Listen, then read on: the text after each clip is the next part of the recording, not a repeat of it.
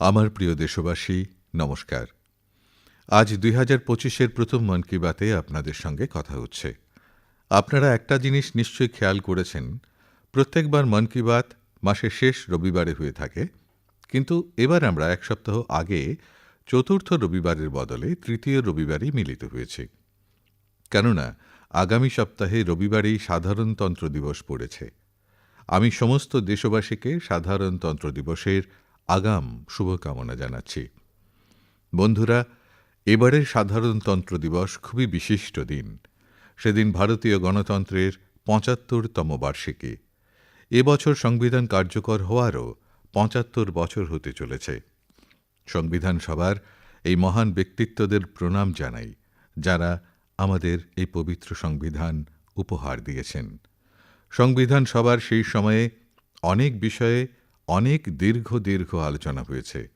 সেই আলোচনাগুলি সংবিধান সভার সদস্যদের ভাবনা চিন্তা, তাদের বক্তব্য আমাদের জন্য অনেক বড় সম্পদসুলভ উত্তরাধিকার। আজকের মন কি বাতে আমার এটাই চেষ্টা থাকবে, কয়েকজন মহান নেতার মূল কণ্ঠস্বর যেন আপনাদের শোনাতে পারি। বন্ধুরা, সংবিধান সভা যখন কাজ শুরু করেছিল, সেই সময় বাবা সাহেব আম্বেদকর পারস্পরিক সহযোগিতা নিয়ে এক গুরুত্বপূর্ণ কথা বলেছিলেন। তাঁর সে বক্তব্য ইংরেজিতে ছিল। আমি এরই অংশবিশেষ আপনাদের শোনাচ্ছি। So far as the ultimate goal is concerned, I think none of us need have any apprehensions. None of us need have any doubt. But my fear, which I must express clearly, is this. Our difficulty, as I said, is not about the ultimate future. Our difficulty is how to make the heterogeneous mess that we have today take a decision in common and march in a cooperative way on that road which is bound to lead us to unity. Our difficulty is not with regard to the ultimate. Our difficulty is with regard to the beginning. চূড়ান্ত লক্ষ্যের প্রশ্নে আমি যতদূর মনে করি, আমাদের কারোর মনেই কোনো শঙ্কা নেই, আমাদের কারোর কোনো সংশয় নেই। কিন্তু আমি আমার ভয়টা অবশ্যই এভাবে প্রকাশ করব। আমাদের সমস্যা, আমি যেমন বলছি, সেই চূড়ান্ত ভবিষ্যৎ নিয়ে নয়। আমাদের অসুবিধে হলো, আজকে আমরা যেরকম আছি, সেই ধরনের ভিন্ন মতাবলম্বী মানুষকে নিয়ে কিভাবে সাধারণ সিদ্ধান্ত গ্রহণ করব এবং সমবেতভাবে একতাবদ্ধ পথে এগিয়ে যাব। আমাদের সমস্যা চূড়ান্ত বিষয়ে নয়, শুরু করার বিষয়ে। বন্ধুরা, বাবা সাহেব এই বিষয়ে জোর দিয়েছিলেন যে সংবিধান সভা যেন একসঙ্গে একমত হয়ে মিলিতভাবে জনকল্যাণে কাজ করে। আমি আপনাদের সংবিধান সভার আরও একটি অডিও ক্লিপ শোনাচ্ছি। এই অডিও ক্লিপ ডক্টর রাজেন্দ্র প্রসাদজির, যিনি আমাদের সংবিধান সভার প্রধান ছিলেন। আসুন डॉक्टर राजेंद्र प्रसाद जी कथा सुनी। हमारा इतिहास बताता है और हमारी संस्कृति सिखाती है कि हम शांति प्रिय हैं और रहें। हमारा साम्राज्य, हमारी फतेह दूसरे तरह की रही है। हमने दूसरों को जंजीरों से, चाहे वो लोहे की हो या सोने की, कभी नहीं बांधने की कोशिश की। हमने दूसरों को अपने साथ लोहे के जंजीर से भी ज्यादा मजबूत मगर सुंदर और सुखद रेशम के धागे से बांध रखा है, और वो बंधन धर्म का है, संस्कृति का है, ज्ञान का है। हम अब भी उसी रास्ते पर चलते रहेंगे और हमारी एक ही इच्छा और अभिलाषा है। वो अभिलाषा ये है कि हम संसार में सुख और शांति कायम करने में मदद पहुंचा सकें और संसार के हाथों में सत्य और अहिंसा वो अचूक हथियार दे सकें जिसने हमें आज आजादी तक पहुंचाया है। हमारी जिंदगी और संस्कृति में कुछ ऐसा है जिसने हमें समय के थपेड़ों के बावजूद जिंदा रहने की शक्ति दी है। अगर हम अपने आदर्शों को सामने रखे रहेंगे तो हम संसार की बड़ी सेवा कर पाएंगे। আমাদের ইতিহাস বলে এবং আমাদের সংস্কৃতি শেখায় যে আমরা শান্তিপ্রিয় ছিলাম এবং আছি। আমাদের সাম্রাজ্য এবং আমাদের জয় অন্য ধরনের। আমরা অন্যদের শেকল দিয়ে, তা সে লোহার হোক বা সোনার, কখনোই কাউকে বাঁধার চেষ্টা করিনি। আমরা অন্যদের নিজেদের সঙ্গে লোহার চেয়েও মজবুত কিন্তু সুন্দর এবং সুখকর এক রেশমের দড়িতে বেঁধে রেখেছি। আর সে বন্ধন ধর্মের, সংস্কৃতির জ্ঞানের বন্ধন। আমরা এখনও সেই রাস্তাতেই চলব এবং আমাদের একটাই ইচ্ছা আর উদ্দেশ্য, আর সে উদ্দেশ্য হচ্ছে আমরা যেন গোটা বিশ্বে সুখ ও শান্তি পৌঁছে দিতে পারি এবং পৃথিবীর সবার হাতে সত্য ও অহিংসার অমোঘ হাতিয়ার তুলে দিতে পারি, যা নাকি আমাদের স্বাধীনতার এই জায়গায় পৌঁছে দিয়েছিল। আমাদের জীবন এবং সংস্কৃতিতে এমন কিছু আছে যা নাকি আমাদের সময়ের চাপকানি সত্ত্বেও জীবিত থাকার শক্তি জুগিয়েছে। যদি আমরা আমাদের আদর্শকে সামনে রেখে চলি, তাহলে আমরা গোটা পৃথিবীর বিশাল সেবা করতে পারব। বন্ধুরা, ডক্টর রাজেন্দ্র প্রসাদজির মানবিক মূল্যবোধের প্রতি দেশের দায়বদ্ধতার কথা বলেছিলেন। এখন আমি আপনাদের ডক্টর শ্যামাপ্রসাদ মুখার্জির কণ্ঠস্বর শোনাচ্ছি, যিনি সমান সুযোগের বিষয় তুলে ধরেছিলেন। ডক্টর শ্যামাপ্রসাদ মুখার্জি বলেছিলেন, I hope, sir, that we shall go ahead with our work in spite of all difficulties and thereby help to create that great India, which will be the motherland of not this community or that, not this class of it, but of every person, man, woman and child inhabiting in this great land, irrespective of race, caste, creed or community. Everyone to have an equal opportunity so that he or she can develop himself and herself according to the best talent and serve the great common motherland of the earth. আমি আশা করি মহোদয় যে আমরা সমস্ত সমস্যা সত্ত্বেও নিজেদের কাজে এগিয়ে যাব এবং এভাবেই মহান ভারত গঠনে সাহায্য করব, যার মহান মাটি কোনো নির্দিষ্ট সম্প্রদায় বা শ্রেণীর না হয়ে জাতপাত বা সম্প্রদায় নির্বিশেষে দেশের বাসিন্দা প্রত্যেক ব্যক্তি, পুরুষ, মহিলা বা শিশুর মাতৃভূমি হয়ে উঠবে। প্রত্যেকের সমান সুযোগ থাকবে, যাতে করে তিনি পুরুষ বা মহিলা যাই হন না কেন সেরা প্রতিভা অনুসারে নিজেকে বিকশিত করতে পারবেন এবং সবার নিজের মহান মাতৃভূমি ভারতকে সেবা করতে পারবেন। বন্ধুরা, আমি আশা করি আপনাদেরও সংবিধান সভায় অনুষ্ঠিত বিতর্কের সেই মূল অডিও ভাষ্য শুনে ভালো লেগেছে। আমাদের দেশের মানুষকে এই আলোচনা থেকে প্রেরণা নিয়ে এই রকম ভারত গঠনের জন্য কাজ করতে হবে, যা নিয়ে আমাদের সংবিধান রচয়িতাদেরও গর্ব হবে। বন্ধুরা, সাধারণতন্ত্র দিবসের একদিন আগেই জাতীয় ভোটার দিবস। সেই দিনটা এজন্য গুরুত্বপূর্ণ যে সেদিন ভারতের নির্বাচন আয়োগ প্রতিষ্ঠিত হয়েছিল, ইলেকশন কমিশন। আমাদের সংবিধান রচয়িতারা আমাদের নির্বাচন আয়োগকে আমাদের গণতন্ত্রে জনগণের অংশীদারিত্বকে অনেক বড় স্থানে রেখেছেন। দেশে যখন প্রথমবার 1951-52 নির্বাচন অনুষ্ঠিত হয়, তখন কেউ কেউ সংশয় প্রকাশ করেছিলেন এই গণতন্ত্র টিকে থাকবে তো। কিন্তু আমাদের গণতন্ত্র তাদের সবার আশঙ্কা অমূলক প্রমাণ করে দিয়েছে। আসলে ভারতই গণতন্ত্রের জননী কিনা। বিগত দশকগুলিতেও আমাদের গণতন্ত্র শক্তিশালী হয়েছে, সমৃদ্ধ হয়েছে। আমি নির্বাচন আয়োগকেও ধন্যবাদ জানাব। তারা সময়ে সময়ে আমাদের ভোটদানের প্রক্রিয়াকে আধুনিক করে তুলেছেন, শক্তিশালী করে তুলেছেন। শক্তিকে আরও শক্তি দেওয়ার জন্য প্রযুক্তির শক্তিকে প্রয়োগ করেছেন। আমি নিরপেক্ষ নির্বাচন অনুষ্ঠিত করানোর ব্যাপারে দায়বদ্ধতার জন্য নির্বাচন আয়োগকে ধন্যবাদ জানাচ্ছি। আমি দেশের মানুষকে বলবো, যত বেশি শ্রদ্ধায় সম্ভব আপনারা নিজেদের মতামত জানানোর অধিকারকে প্রয়োগ করবেন, সবসময় করবেন এবং দেশের গণতান্ত্রিক প্রক্রিয়াতে অংশগ্রহণ করে একে শক্তিশালীও করবেন। আমার প্রিয় দেশবাসী, প্রয়াগরাজে মহাকুম্ভের সূচনা হয়ে গেছে। চিরস্মরণীয় জনসমুদ্র, অকল্পনীয় দৃশ্য এবং সাম্য ও সমভাবনার অসাধারণ সঙ্গমের সহাবস্থান সেখানে। এবারের কুম্ভতে অনেকগুলো দিব্য যোগাযোগও তৈরি হয়ে যাচ্ছে। কুম্ভের এই উৎসবে বিভেদের মাঝে ঐক্যের উৎসব উদযাপিত হচ্ছে। সঙ্গমের বালুচরে গোটা ভারতের, গোটা পৃথিবীর মানুষ সমবেত হন। হাজার বছরের এই ঐতিহ্যে কোনো ভেদাভেদ নেই, জাতপাত নেই। এতে ভারতের দক্ষিণ প্রান্ত থেকে লোক আসেন, ভারতের পূর্ব এবং পশ্চিম প্রান্ত থেকেও মানুষ আসেন। কুম্ভতে ধনী গরিব সব, উত্তর থেকে দক্ষিণ, আমাদের বিশ্বাস, আমাদের আস্থা যেন একই রকমের, একদিকে প্রয়াগরাজ একাকার হয়ে যান। সবাই সঙ্গমে ডুব দেন, ভাণ্ডারায় একসঙ্গে পাত পেরে খান, প্রসাদ গ্রহণ করেন। এভাবেই তো এই কুম্ভ একতার মহাকুম্ভ।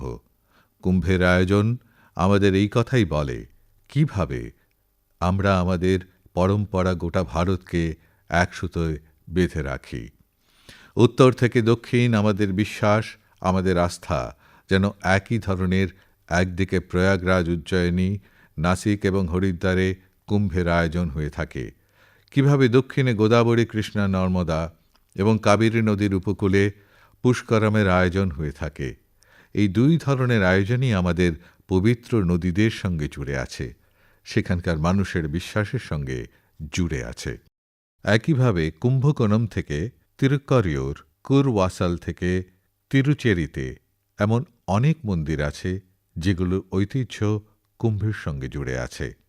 বন্ধুরা, এবার আপনারা নিশ্চয়ই লক্ষ্য করেছেন যে কুম্ভে তরুণদের অংশগ্রহণ অনেক ব্যাপক মাত্রায় দেখা যাচ্ছে, এবং এটাও সত্য যে যখন তরুণ প্রজন্ম সগর্বে নিজের সভ্যতার সঙ্গে যুক্ত হয়, তখন তার শিকড় আরও শক্তিশালী হয়। এতে তার সোনালী ভবিষ্যৎ সুনিশ্চিত হয়। আমরা এবার কুম্ভের ডিজিটাল ফুটপ্রিন্টেও এত বড় পরিসরে দেখতে পাচ্ছি। কুম্ভের এই বিশ্বব্যাপী জনপ্রিয়তা প্রত্যেক ভারতীয়ের জন্য গর্বের বিষয়। বন্ধুরা, কিছুদিন আগেই পশ্চিমবঙ্গে গঙ্গাসাগর মেলারও বিশাল আয়োজন করা হয়েছিল। সংক্রান্তির শুভ উপলক্ষে এই মেলায় গোটা বিশ্ব থেকে আসা লক্ষ লক্ষ ভক্ত ডুব দিয়ে স্নান করেছেন।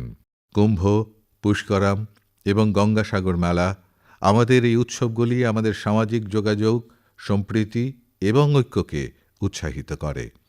এই উৎসবগুলি ভারতের মানুষকে ভারতের ঐতিহ্যের সঙ্গে সংযুক্ত করে, এবং ঠিক যেমন আমাদের ধর্মগ্রন্থগুলি বিশ্বে ধর্ম, অর্থ, কাম, মোক্ষ এই চারটির উপর জোর দিয়েছে, একইভাবে আমাদের উৎসব এবং ঐতিহ্যগুলি আধ্যাত্মিক, সামাজিক, সাংস্কৃতিক এবং অর্থনৈতিক প্রতিটি দিককেই শক্তিশালী করে। বন্ধুরা, এই মাসে আমরা পৌষ শুক্লা দ্বাদশী তিথিতে রামলালার প্রাণ প্রতিষ্ঠা উৎসবের প্রথম বার্ষিকী উদযাপন করেছি। এই বছর পৌষ শুক্লা দ্বাদশী 11ই জানুয়ারিতে ছিল। এই দিনে লক্ষ লক্ষ রামভক্ত অযোধ্যায় রামলালার দর্শন করেছিলেন এবং তাঁর আশীর্বাদ গ্রহণ করেছিলেন। প্রাণ প্রতিষ্ঠার এই দ্বাদশী হল ভারতের সাংস্কৃতিক চেতনার পুনঃপ্রতিষ্ঠার দ্বাদশী। অতএব পৌষ শুক্লা দ্বাদশীর এই দিনটি একদিক থেকে প্রতিষ্ঠা দ্বাদশী দিবসেও পরিণত হয়েছে।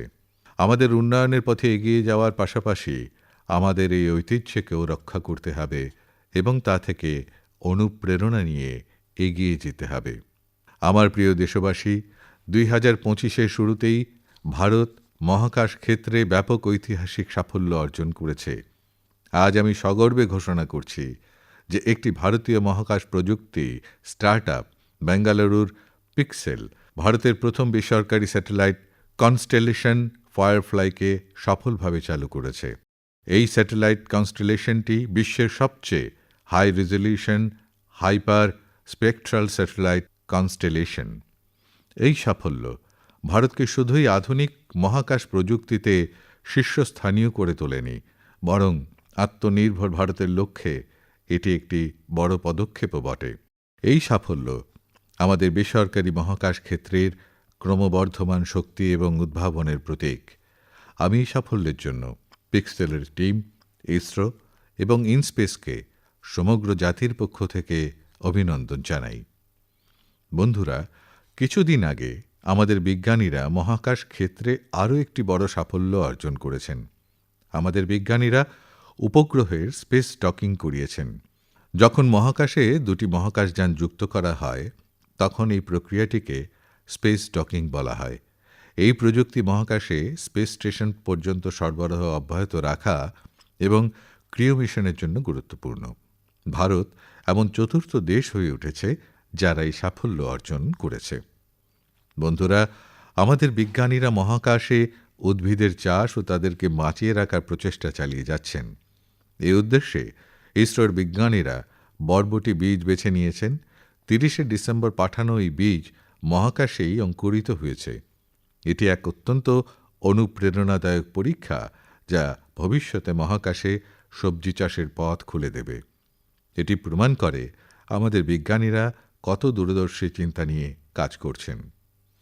বন্ধুরা, আমি আপনাদের আরও একটি অনুপ্রেরণাদায়ক উদ্যোগের কথা বলতে চাই।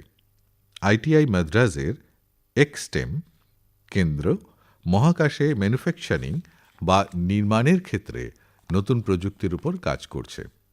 এই কেন্দ্রটি মহাকাশে 3D প্রিন্টেড ভবন, মেটাল ফর্ম এবং অপটিক্যাল ফাইবারের মতো প্রযুক্তির গবেষণা করছে।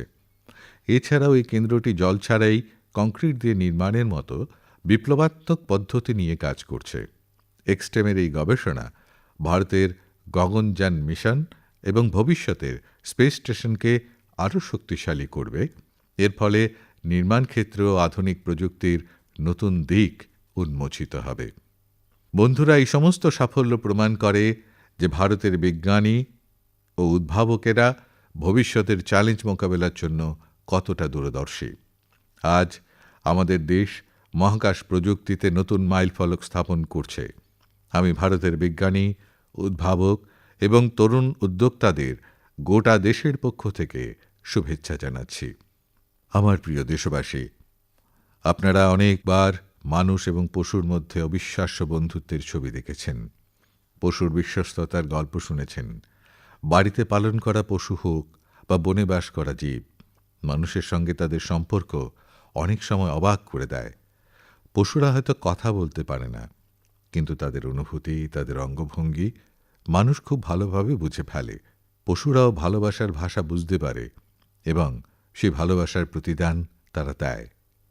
আমি আপনাদের সঙ্গে আসামের একটি উদাহরণ শেয়ার করতে চাই। আসামের একটি জায়গার নাম নওগাঁ। নওগাঁও আমাদের দেশের মহান ব্যক্তিত্ব শ্রীমন্ত শঙ্করদেবের জন্মস্থানও বটে। এই জায়গাটি অত্যন্ত সুন্দর। এখানে হাতিদের একটি বড় বাসস্থানও রয়েছে। এই অঞ্চলে অনেক ঘটনা ঘটেছিল, যেখানে হাতির দল ফসল নষ্ট করে দিত। কৃষকরা খুবই চিন্তিত ছিলেন, যার ফলে আশেপাশের প্রায় 100টি গ্রামের মানুষ খুব দুশ্চিন্তায় ছিলেন। কিন্তু গ্রামের মানুষরা হাতিদের অবস্থাও বুঝতে পারছিলেন। তারা জানতেন যে হাতিরা ক্ষুধা নিবারণের জন্য ক্ষেতের দিকে আসছে। তাই গ্রামবাসীরা এর সমাধান খুঁজে বের করার চেষ্টা করলেন। গ্রামবাসীদের একটি দল গঠন করা হলো, যার নাম ছিল হাতিবন্ধু। হাতিবন্ধুরা বুদ্ধিমত্তা দেখিয়ে প্রায় 800 বিঘা পতিত জমিতে একটি অনন্য উদ্যোগ গ্রহণ করল। এখানে গ্রামবাসীরা একসাথে মিলিত হয়ে নেপিয়ার ঘাস লাগিয়ে দিলেন। এই ঘাস হাতির খুবই প্রিয়। এর ফলে হাতিরা ক্ষেতের দিকে যাওয়া কমিয়ে দিল। এটি হাজার হাজার গ্রামবাসীর জন্য একটা বিশাল স্বস্তির বিষয় হয়ে ওঠে। তাদের এই প্রচেষ্টা হাতিদেরও খুব পছন্দ হয়েছে। বন্ধুরা, আমাদের সংস্কৃতি এবং ঐতিহ্য আমাদেরকে আশেপাশের পশু পাখিদের সঙ্গে ভালোবাসা ও সহানুভূতির সঙ্গে বাস করতে শেখায়। এটা আমাদের সবার জন্য এক আনন্দের বিষয় যে গত 2 মাসে আমাদের দেশে 2টি নতুন টাইগার রিজার্ভ বা ব্যাঘ্র প্রকল্প হয়েছে। এর একটি হল ছত্তিশগড়ের গুরু ঘাসিদাস তামর পিংলা ব্যাঘ্র প্রকল্প এবং অন্যটি হল মধ্যপ্রদেশের রাতাপানি ব্যাঘ্র প্রকল্প। আমার প্রিয় দেশবাসী, স্বামী বিবেকানন্দ বলেছিলেন, যে ব্যক্তির মধ্যে নিজের ধারণা বা লক্ষ্য নিয়ে গভীর আগ্রহ থাকে, সেই ব্যক্তি তার লক্ষ্য অর্জন করতে সক্ষম হয়। কোনো আইডিয়াকে সফল করার জন্য আমাদের প্যাশন এবং ডেডিকেশন সবচেয়ে জরুরি। পূর্ণ মনোযোগ এবং উদ্দীপনার সাথে উদ্ভাবন, সৃজনশীলতা এবং সাফল্যের পথ অবশ্যই উন্মুক্ত হয়ে যায়। কিছুদিন আগে স্বামী বিবেকানন্দের জয়ন্তী উপলক্ষে আমাকে বিকশিত ভারত ইয়ং লিডার্স ডায়ালগে অংশ নেওয়ার সুযোগ হয়েছিল। এখানে আমি দেশের বিভিন্ন প্রান্ত থেকে আসা তরুণ বন্ধুদের সাথে পুরো একটি দিন কাটিয়েছি। তরুণদের মধ্যে অনেকেই স্টার্টআপ, সংস্কৃতি, নারী, যুব অংশ এবং পরিকাঠামো ইত্যাদি বিষয় নিয়ে তাদের আইডিয়া শেয়ার করেছেন। এই অনুষ্ঠানটি আমার জন্য খুবই স্মরণীয় হয়ে থাকবে। বন্ধুরা, কিছুদিন আগে স্টার্টআপ ইন্ডিয়ার 9 বছর পূর্ণ হয়েছে। আমাদের দেশে যে সমস্ত স্টার্টআপ গত 9 বছরে গড়ে উঠেছে, তার মধ্যে অধিকাংশ দ্বিতীয় স্তরের শহর বা টায়ার 2 এবং তৃতীয় স্তরের শহর বা টায়ার 3 শহর থেকে এসেছে। এবং যখন এই খবর শোনা যায় তখন প্রতিটি ভারতীয়ের মন আনন্দে ভরে ওঠে। এর মানে হলো যে আমাদের স্টার্টআপ সংস্কৃতি কেবল বড় শহরগুলিতেই সীমাবদ্ধ নয়। আর জানলে আপনাদের অবাক হতে হবে যে ছোট শহরের স্টার্টআপগুলোর অর্ধেকের বেশি ক্ষেত্রে নেতৃত্ব দিচ্ছেন আমাদের মেয়েরা। যখন এটা শুনে যায় যে আম্বালা, হিসার, কাংড়া, চেঙ্গালপট্টু, বিলাসপুর, গোয়ালিয়র এবং ওয়াশিমের মতো শহরগুলি স্টার্টআপসের কেন্দ্র হয়ে উঠছে, তখন মন সত্যি আনন্দে ভরে ওঠে। নাগাল্যান্ডের মতো রাজ্যে গত বছর স্টার্টআপসের রেজিস্ট্রেশনে 200%-এরও বেশি বৃদ্ধি হয়েছে। বর্জ্য ব্যবস্থাপনা, পুনর্নবীকরণ করা যায় না এমন বিদ্যুৎ, জৈব প্রযুক্তি এবং পরিবহনের সার্বিক বিষয় বা লজিস্টিক, এই ক্ষেত্রগুলিতে যেখানে সবচেয়ে বেশি স্টার্টআপ দেখা যাচ্ছে, এগুলো প্রচলিত ক্ষেত্র নয়। কিন্তু আমাদের যুব অংশের বন্ধুরা তো প্রচলিত ধারণার বাইরে চিন্তা করেন, তাই তারা সফল হচ্ছেন। বন্ধুরা, 10 বছর আগেও যখন কেউ স্টার্টআপের জগতে পা রাখার কথা বলতেন, তখন তাকে বিভিন্ন রকমের কথাবার্তা শুনতে হতো। কেউ বলতো স্টার্টআপ আসলে কী ধরনের বিষয়, আবার কেউ বলতো এটা থেকে কিছু হবে না। কিন্তু এখন দেখুন, 1 দশকে কত বড় পরিবর্তন এসেছে। আপনারাও ভারতে তৈরি হওয়া নতুন সুযোগের পূর্ণ সদ্ব্যবহার করুন। যদি আপনি নিজের উপর বিশ্বাস রাখেন, তাহলে আপনার স্বপ্নও নতুন এক দিগন্তে পৌঁছানোর সুযোগ পাবে। আমার প্রিয় দেশবাসী, সৎ ইচ্ছা ও নিঃস্বার্থভাবে করা কাজের আলোচনা দূর দূরান্তে পৌঁছয়। আর আমাদের মন কি বাত তো এর একটি বিশাল মঞ্চ। আমাদের এত বড় দেশে যদি কোথাও কেউ ভালো কাজ করে, কর্তব্যবোধকে সর্বোচ্চ মূল্য দেয়, তবে তার প্রচেষ্টাগুলিকে সামনে আনার জন্য এটি একটি অসাধারণ মঞ্চ। অরুণাচল প্রদেশের দীপক নবামজি সেবার এক অসাধারণ উদাহরণ তৈরি করেছেন। দীপকজি এখানে লিভিং হোম বা সেবা কেন্দ্র চালান, যেখানে মানসিকভাবে অসুস্থ, শারীরিকভাবে অক্ষম মানুষ এবং বৃদ্ধদের সেবা করা হয়। আর সেখানে মাদকের শিকার ব্যক্তিদেরও দেখভাল করা হয়। দীপক নবামজি কোনো সাহায্য ছাড়াই সমাজের বঞ্চিত মানুষদের, হিংসাপীড়িত পরিবারগুলোকে এবং গৃহহীনদের সহায়তা করার কাজ শুরু করেছিলেন। এখন তাঁর এই সেবা একটি প্রতিষ্ঠানের রূপ নিয়েছে এবং তার প্রতিষ্ঠানকে অনেক পুরস্কারে সম্মানিত করা হয়েছে।